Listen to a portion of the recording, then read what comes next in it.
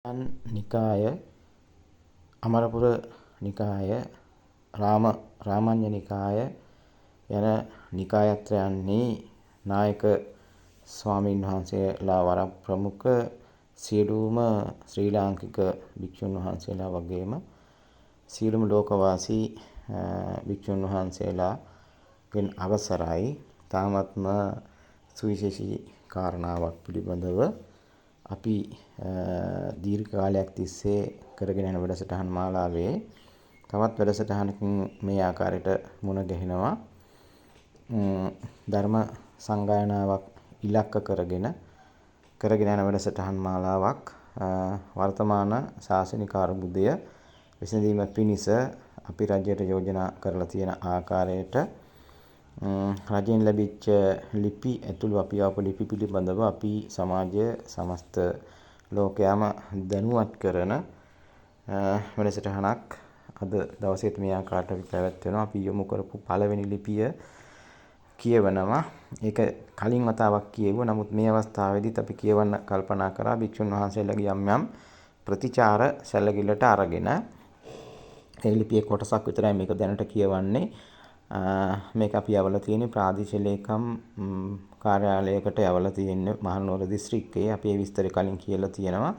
අප මේ වන විට ග්‍රාමවාසී ස්වාමින් වහන්සේලාගෙන් ශාසනයට වන අගතිය අස්පනා පිටම දකින මොහොතක ග්‍රාමවාසීන් මහත්සේ කම්පාවට පත්ව ඇත. ගම්වැසියන්ට නිවන් මඟ දේශනා කර ඔවුන් දහම් මඟට ගැනීම තුළින් සාමකාමී ගමක් නගරයක් මෙන්ම රටක් අපහට බිහි කළ හැකිව ඇත. ඒ සඳහා බාධාවක් වී ඇත්තේ ග්‍රාමවාසී පන්සල්වල ජීවත් වන බුද්ධ ශ්‍රාවක නොවූ පුද්ගලයන්ය. මොකද ඔවුන් මේ පිරිසුදු දහම දේශනා කරනවාට තරයේම විරුද්ධය. මිනිසුන් පිනට කොටු කර ඔවුන්ගේ ආදායම් තර කර ගැනීමට දරන උත්සාහයට පහර වැදීමක් වෙයි කියන බිය නිසා ඔවුන් තරයේම විරුද්ධත්වයක් පළ කරනු ලබයි. ලංකාව පුරාම සැබෑ ශ්‍රාවකයන්ට මෙය දේශනා කිරීමට ඉඩ නොදෙන තත්ත්වයක් ලංකාවේ සෑම තැනකින්ම අසන්නට ලැබෙන යුගයක අපේ ලංකාවටම එකක් වන ආයතනයක් හැටියට සෑම තැනකම පිහිටුවිය හැකි අයුරින් මෙම නම භාවිතා කිරීමට අදහස් කළෙමු.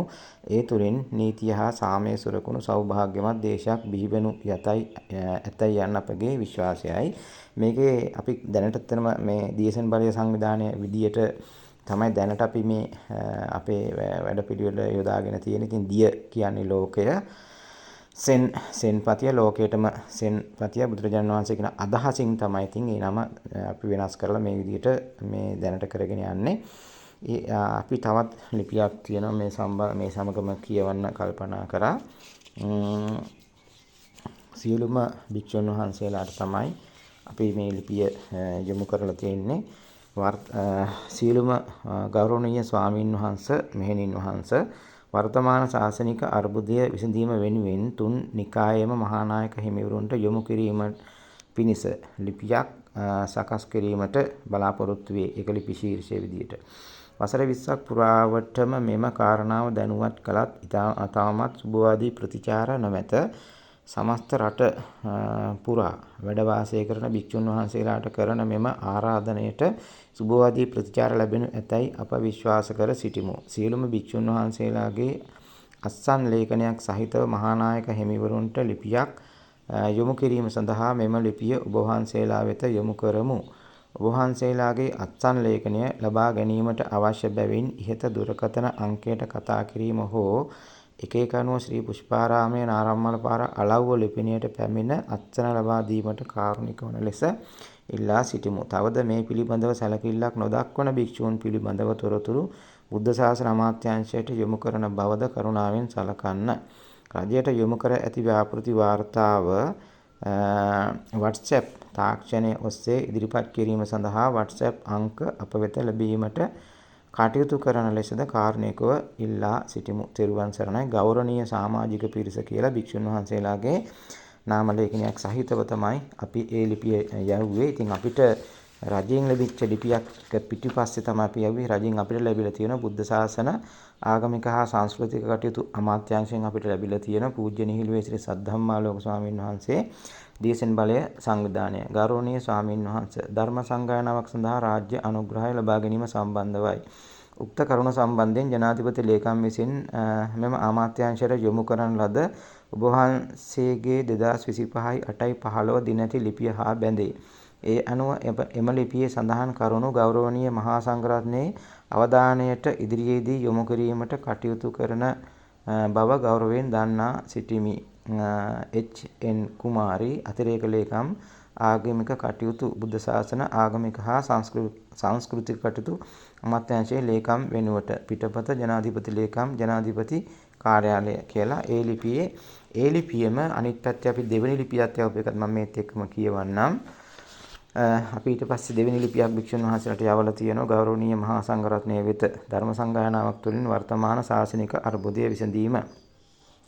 උක්ත මාතෘකාව සම්බන්ධයෙන් මීට පෙරද ඔබ වහන්සේ වෙත ලිපියක් යොමු කළ අතර ශ්‍රී ලංකාවේ වැඩ වාසය කරන භික්ෂුන් වහන්සේලාට ලැබීම පිණිස මෙම ලිපිය උන්වහන්සේ දැනුවත් සියලුම භික්ෂුන් වහන්සේලා වෙත ලැබීමට කාරුණික වන මෙන් ගෞරවයෙන් ඉල්ලා සිටිමු. අරහත් ධජය වන මෙම චීවරය දරාගෙන නොයෙක් අකටයුතුකම් කරන යම්කිසි පිරිසක් චීවරධාරීන් ලෙස ශාසනය කෙලෙසන තත්ත්වයක් සමාජයෙන් මතුවෙමින් පවතින තත්ත්වයක අතීතයේ සිදු වුණා මෙන් නැවත වතාවක් ධර්ම සංගායනාවක් පවත්වා පරිහානියට ගිය සම්බුදු සසුන නැවත පුනර්ජීවනය සඳහා පෙළ ගැසෙන මෙන් ගෞරවයෙන් ඉල්ලා සිටිමු. දියසෙන් බලය සංවිධානය.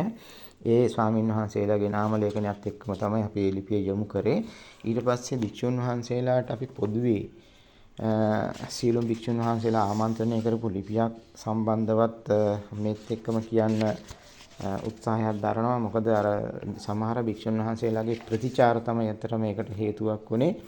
සමහර භික්ෂුන් වහන්සේලා දැනුවත් නැති කමින් හෝ දැනුවත්ව හෝ කොයි විදියකට හෝ බොහොම අහිතකර, ඒ කියන්නේ මේ වැඩ පිළිවෙලට බොහොම අහිතකර ප්‍රතිචාර කීපයක් ඇත්තරම ලැබුණා. අපි ඒවා විශේෂයෙන් අපිට ප්‍රතිචාර හොඳයි මේ අසතුරුදායක වුණත් නමුත් මේ පොදු වැඩ පිළිවෙල සම්බන්ධයෙන් අපි සමස්ත සමාජයේම දැනුවත් කිරීමක අවශ්‍යතාවය තියෙන නිසා භික්ෂුන් වහන්සේලාට යොමු කරපු ලිපියත් මම මෙතනදී කියවන්න කල්පනා කරා.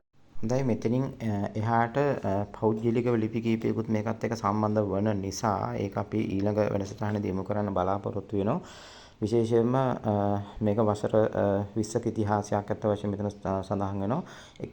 එක්තරා ස්ථානයක් එතන මේක ස්ථානය පොඩ්ඩක් කියනවා. කුරුණෑගල දිස්ත්‍රික්කයේ කුලියාපිටිය මැදිරින කොට්ටාසේ මොහොත්තව නාරංගොඩ ඒ වගේම පළුවැල්ල කියන විහාරස්ථානවල අපි වැඩසටහන් කිරීම සම්බන්ධයෙන් අපි ඒ ස්ථානවලට ලිපි යොමු කරා. ඉතින් එතන ඉන්න එක්තරා භික්ෂුන් වහන්සේ කෙනෙක් දක්වපු අදහස් අපේ කියන්නේ පොදු මේ කියන්නේ මාර්ගගත ක්‍රමය යටතේ කරගෙන යන WhatsApp තාක්ෂණය යටතේ කරගෙන යන ඒ වැඩසටහනේදී උන්වහන්සේ දක්වපු ප්‍රතිචාර සැලකිලිට අරගෙන තමයි මේ කාරණාවද මේ ආකාරයට මේ වැඩසටහන කරන්නේ.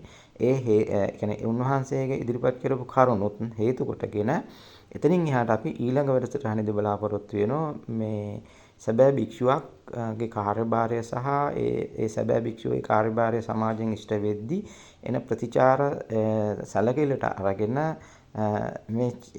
මේ ශාසනය ගොඩනගන්න දරන උත්සාහයට භික්ෂුන් වහන්සේලා සහායක දිය යුතු අවස්ථාවක විරෝධී පාන තත්ත්වයක් එක්ක පෞද්ගලිකව ජීවරෙකුවත් වෙලා මෙවැනි වැඩසටහනක් කරනවායි කියන කාරණාට අදාළ පැහැදිලි කිරීම සහිත වූ ලිපි සමග අපි ඊළඟ වැඩසටහනදී හම්බ වෙන්න බලාපොරොත්තු වෙනවා.